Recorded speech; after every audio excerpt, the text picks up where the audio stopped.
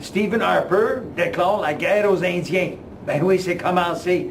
Ça a commencé vraiment au mois de décembre, quand il y avait un groupe de chefs autochtones qui étaient en réunion à Gatineau, puis ont décidé d'aller au Parlement à Ottawa, dire à Harper exactement ce qu'ils pensaient de lui. Ils sont allés d'autre part, ils ont rentré au Parlement, puis ils voulaient pénétrer à l'enceinte de la Chambre des communes, à travers sur le parquet de la Chambre des communes.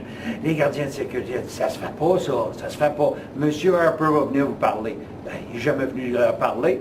Eux autres, ils ont dit, nous sommes les Premières Nations, puis lui, il devrait rencontrer les Premières Nations, on pourrait discuter de nation à nation. Notre nation, puis lui, sa nation. Harper dit, non, non, moi, je suis le Premier ministre de tous les Canadiens, de toute la nation canadienne. Là, les choses sont en empirées parce qu'un ne veut pas céder, puis l'autre ne veut pas céder. Ça fait qu'il n'est pas question pour les Autochtones de lâcher puis d'abandonner parti. Puis là, tous les blogueurs, son armée de blogueurs conservateurs, sont partout à travers le Canada. Hey, tout d'un coup, eux autres, ils ont embarqué les troupes de choc de Harper, puis ont commencé à dénoncer les Autochtones.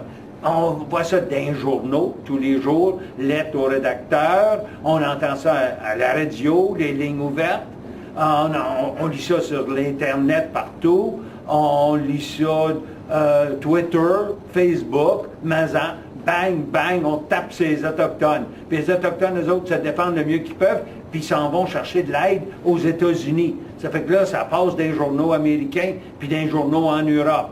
Le Canada en guerre contre les Autochtones. Puis là, ça lâche pas.